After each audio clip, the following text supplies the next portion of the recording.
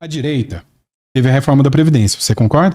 Sim. Na reforma da Previdência, fudeu ou não fudeu com o aposentado, com quem queria aposentar, com o idoso, com quem estava trabalhando e esperava aposentar? Errou com eles, você concorda comigo? Mas você vê que os aposentados e os trabalhadores de direita apoiaram a pauta da reforma da Previdência, mesmo sabendo que isso era ruim para eles, mas pensavam no que poderiam deixar para os filhos. Essa é a visão da direita, coletivista. E a visão da esquerda? Você acredita? Você tem a visão de que mas os juízes são todos colocados pela esquerda, tem uma dívida de gratidão. O que aconteceu com o Lula agora? Hoje eu noticiei isso. O Lula, dentro do pacote fiscal, ele colocou, né, uma pauta antiprivilégio, certo? O que os juízes já falaram? Não, o Lula está tentando contra a Constituição. Os caras do sindicato, os caras do MST, acharam que ia entrar com o Lula, o que ia acontecer? Que o Lula ia dar tudo para ele que ele quisesse. Não fizeram. O que o STED está fazendo, a galera do MST? Manifestação contra o Lula.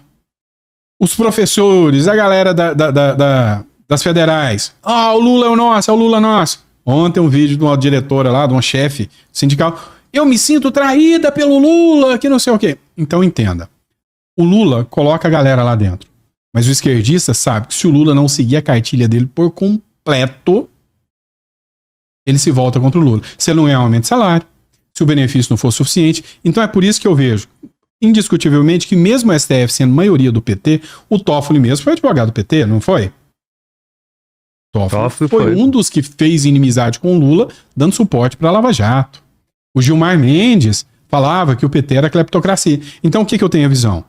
De que mesmo o PT tendo feito toda a estrutura se voltou contra o PT porque o PT estava quebrando tudo, já não estava conseguindo os aumentinhos, as mamatas que eles queriam e deixaram ele quebrar. Então eu vejo que assim, o sistema do PT, na minha visão, o próprio sistema que o PT construiu deu a estrutura para derrubar o PT. Só que eles esperavam um novo sistema que regularia as coisas para dar estrutura para eles, entendeu? E isso não aconteceu. O que eu entendo, né? Pelo menos é a minha visão de mundo.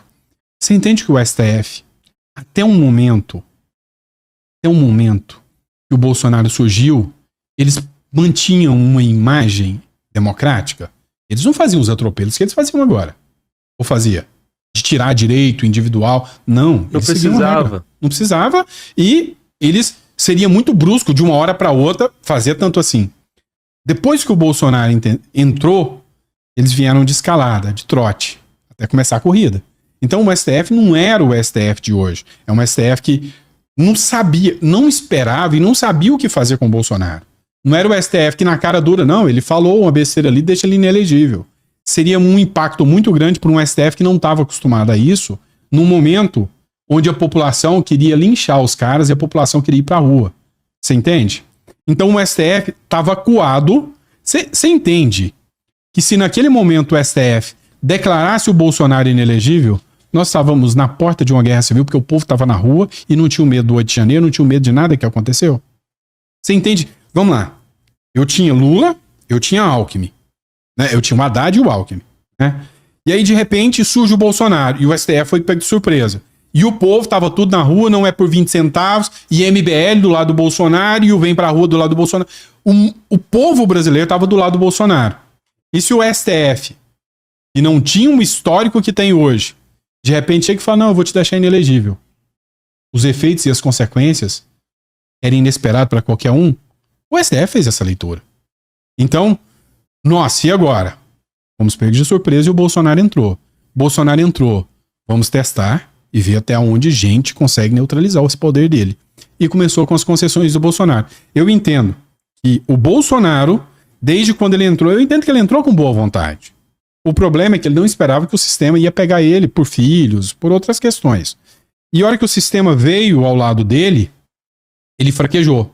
E aí começou com uma pressão aqui para um ministro, começou com outra pressão ali, começou com uma reunião, vão mandar prender seu filho que nós temos prova, começou com outra coisa ali, e aí o STF foi crescendo, o inquérito do fim do mundo Toffoli.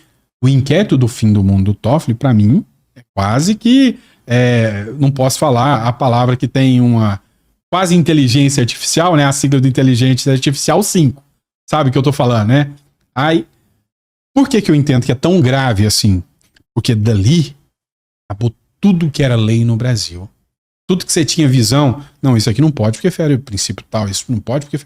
Ali, por isso que ele chama inquérito do fim do mundo, eles acharam um jeito de neutralizar o Bolsonaro. Eu acho que o Bolsonaro entrou porque o sistema ficou indefeso, porque o povo estava na rua.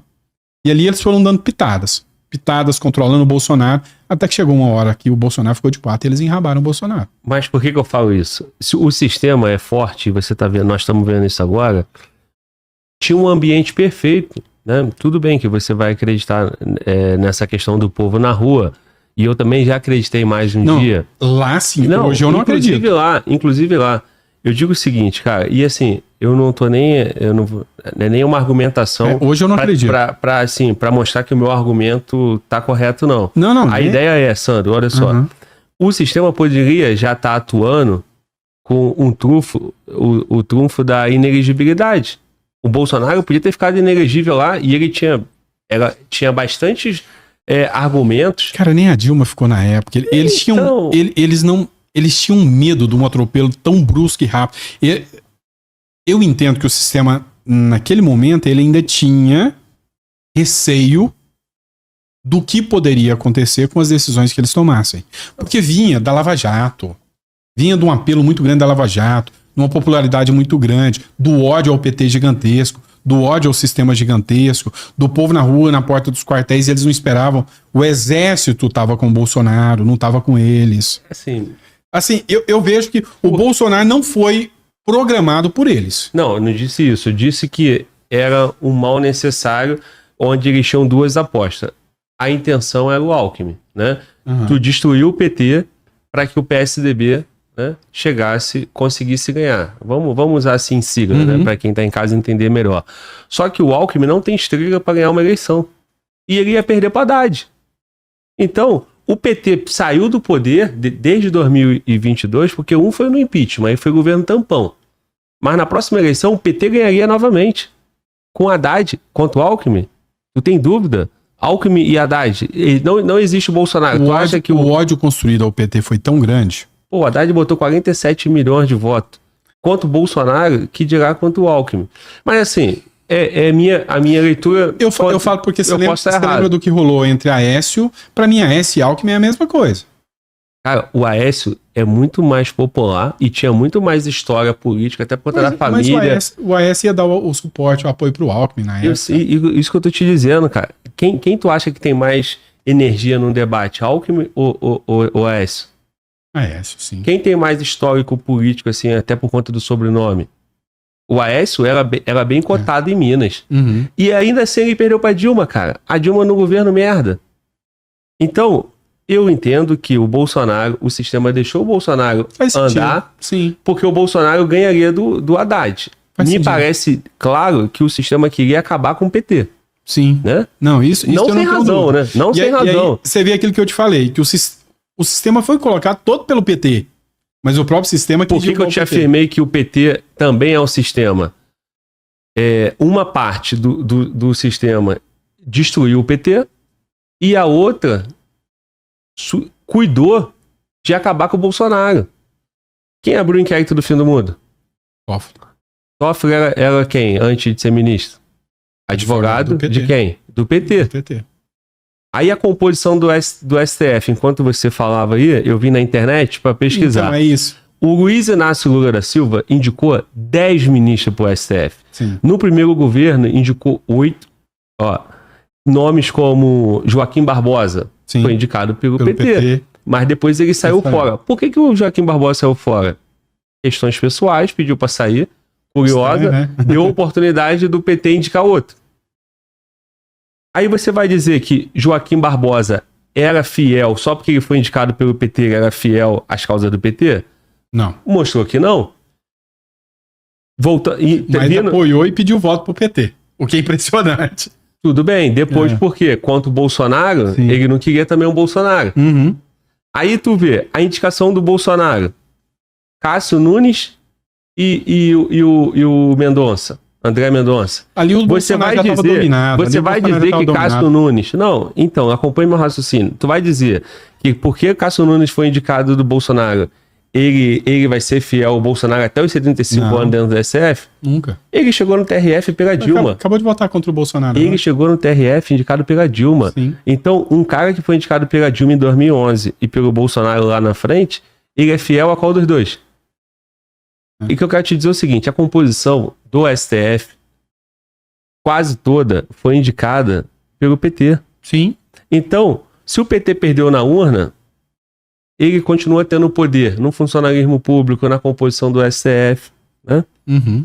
E aí, minaram o Bolsonaro de todas as formas. O Bolsonaro teve as culpas dele, teve o rabo preso dele. Então, cara, claro, a minha afirmação que o PT é sistema é por conta dessa estrutura toda montada. Sim. Agora, o modo PT de governar incomoda sistema. A população, o sistema, incomoda economicamente, incomoda na segurança pública, incomoda quando ele fica fazendo esses mimos, né, para questões de criminalidade, né, essas falas dele. Se bem que o STF acompanha o PT em tudo nisso aí, né? Vamos falar que o STF não é um modelo de... Mas é porque os caras fazem um dever de casa bem feito, né? Quando indica o Barroso, eles sabem como o Barroso pensa. Sim. Eles sabiam que o Barroso era contra a Lava Jato. Garantista, sim. Então eles vão lá e indicam o Barroso. Aí ele vai lá e me indica Flávio Dino. Você acha que tem erro nesse cálculo? Não tem erro nesse cálculo. Foi o bolsonarismo apoiando o Zanin. Ah, vamos apoiar o Zanin porque poderia ser o Flávio Dino. Na outra o Lula vem e sacaneia. Então, cara... Mas você entende que faltou essa coragem do Bolsonaro? Não, cara, pô, falar de coragem com o Bolsonaro aqui, a gente vai virar, porra, stand-up, né? Então, assim, cara, 2026, pra gente controlar a nossa temática nem aqui, sei se o pessoal tá xingando a gente tudo aí já, né? Provavelmente. Mas pra que a gente consiga controlar a nossa temática. 2026, eu fiz a primeira questão contigo se o Lula seria impeachmentado, você entendeu? Eu acho que não. Impeachment até porque você faz vai impeachment o Lula, entra o Alckmin, né? Que seria o desejo de 2018, sim. Mas 26 o Alckmin também não ganha nada, não porque é o cara água de salsicha. Tem uma teoria, é uma hipótese, de que o Alckmin, com a imagem do Lula destruída, devastada, o Alckmin poderia entrar e fazer de tudo para fazer um controle fiscal legal, fazer uma boa gestão igual o Temer, para ter uma popularidadezinha em 2026, mas não consegue. Até porque o sistema que ficou aqui até agora, para recuperar a credibilidade do Brasil, não se recupera em 2 anos. Então, se ele chegou até aqui, eu não aposto que o Lula cai para deixar o Alckmin, até porque eu te falei, o efeito depois do impeachment é inesperado demais. Eu tenho essa. Então, para mim, vão segurar o Lula até lá na frente, mas controlando o Lula. Mas você entende, eu ainda tenho essa teoria de que o sistema não gosta mais do PT, do modelo, do gestão do PT, que eles estão deixando o PT ser dizimado e que eu acredito que depois de 2026 já quase não vai existir PT. Vamos pegar as prefeituras. 200 prefeituras num país de 3 mil e tantos municípios. Não vai existir PT. Mas ele vai juntar o Centrão. Então, Sandro, mas vai existir um STF inteiro com compromisso e com pensamento do PT. Olha, cara, sabe que é o mais antigo... Mas em que sentido é o pensamento do PT? As pautas... As pautas woke... tudo isso que controla a sociedade, pô. Isso aí vai. A questão da segurança pública. Me preocupa mais é isso. Então, cara, a questão da segurança pública, tu acha que o PT quer? Porra, uma polícia... vão pra dentro do bandido, criminalidade, vamos trocar tiro, vamos derrubar... Ou você quer... Pô, pra que operação? Não dá em nada. A ideia de sociedade, a ideia de política pública, de segurança pública, por exemplo, do PT, você vai ter respaldo no STF por 30 anos. Vamos analisar o STF hoje? Vamos lá? Zanin. Embora garantista, eu não acho que ele é petista. Eu tô falando de ideário. Tá? Eu já analisei muito o Zanin. Mas foi advogado do Lula e tal. O Zanin, ele incomoda muito o PT até em relação a algumas pautas. Eu não acredito que ele é o tipo de cara, lógico, ele vai ter alguma sinalização, ele foi indicado pelo PT. Mas eu vou te dar um exemplo, vamos pegar uma pauta aqui. Acabou de ser votado no STF a questão das questões religiosas, imagem religiosa. O Zanin votou contra. né? Não, tem que manter as imagens religiosas. O Alexandre de Moraes, eu não vejo o Alexandre de Moraes, ele é contra a direita bolsonarista. Mas eu não vejo o Alexandre de Moraes, e aqui eu não tô defendendo o cara de jeito nenhum, mas eu não vejo o Alexandre de Moraes como um petista raiz. O Flávio Dino, comunistão, aquilo lá não tem como. Mas o Alexandre de Moraes, eu não acredito nem de longe que se não existisse o Bolsonaro e o bolsonarismo, ele era o tipo de cara que ia defender o PT. Mesmo com a indicação do Temer, né? No caso foi o Temer. Luiz Fux, né? O Fux também, você lembra do In Fux We Trust, né? Que virou até meme. Também acho que o Fux não é um cara de amores pelo PT. Que foi que começou a ferrar com o PT lá atrás e ficou por anos sem conversar com o Lula, agora que voltou a conversar, foi o Toffoli. Então o Toffoli, ele é como... Ele sabe, né? Ele é um cara assim, tá lá liberando a galera da corrupção, né? Anulou as provas da Lava Jato e tudo. Mas eu não acredito muito que hoje o PT tá tão o STF tá tão focado na pauta woke, tipo, se cair lá na mão e tal, e ele tá indo com o sistema porque o PT tá lá e tal. Mas eu não acredito que, tipo assim, pra eles faça tanta diferença.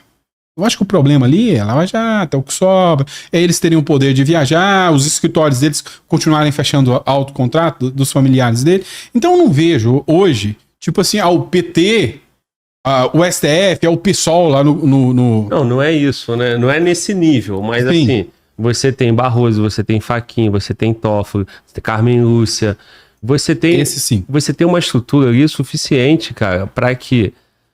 Assim, cara, a minha questão aqui não é individualizar. Uhum. O que eu quero te dizer é o seguinte: se Lula indicou 10 ministros, Dilma 5, a composição são 11, já rodou, já deu tempo de ter indicado do Lula saindo, Dilma botando o outro com a mesma identidade. Sim, né? A composição do PT hoje, só quem não foi indicado, né? Tirando o Alexandre de Moraes e os dois do Bolsonaro, que também não quer dizer que seja bolsonarista. O Gilmar Mendes também.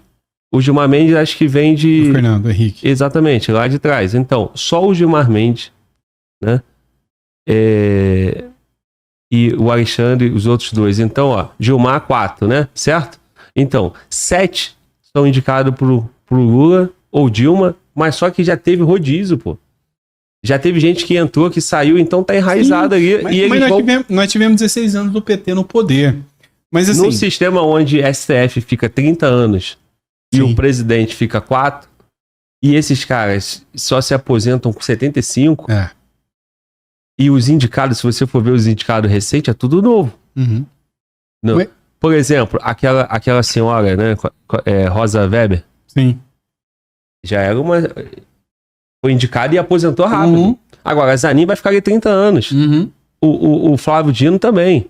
20 e tantos anos. Uhum. O Alexandre de Moraes também. Sim. Então, o Toffoli tem muito tempo... Então querendo mudar para 80 anos, você viu agora. Muito tempo já não é de PEC Bengala mais, agora é do andador, você sabe, né? Cara, assim, eu vou me desapegar dessa questão, cara, Sim. pra gente poder caminhar. Mas o que eu quero deixar de mensagem é o seguinte, cara. É entender que o PT não é sistema... Não, eu não tô questionando de tu, Sandro. Tô dizendo o seguinte: se a gente entender que o PT não é sistema, porque o PT, porra, caiu na Lava Jato, ou porque o PT tá fraco na economia, cara, eu como servidor público, eu vejo a maior parte do funcionarismo público é PT. Acreditando em aumento de salário, acreditando em... E esses caras vão analisar processos, esses caras vão analisar um monte de coisa, e eles vão ter uma carreira de 30 anos. Aonde eu percebo que o principal que a esquerda soube fazer, o PT soube fazer, eles investiram em quem fica na máquina pública por 30 anos. Entende? Enquanto a direita está preocupada em colocar deputado 4 anos. E eles deixaram uma estrutura de 30 anos. Que é... Sim. Você freou... O Bolsonaro foi freado pelo judiciário. E pela mídia. O quarto poder. O quarto poder, sim. Cara... Tendo o povo, tendo tudo, bastou o judiciário e a mídia. Então o que acontece com o PT? Ele pode ficar fraco, né? Mas ele vai continuar tendo a estrutura do funcionarismo Sim. e a estrutura que ficou no judiciário. Nós estamos citando a SCF. Sim, sim. Mas quantos lá no SCJ, quantos no TRF Sim. foram indicados pelo PT nesses anos todos de PT? Esses caras demoram para se aposentar e até rodar tudo isso, Sandro. A herança da esquerda sempre vai estar lá. Porra, é isso. pelo menos os isso eu próximos... concordo com você. Em número, gênero e grau.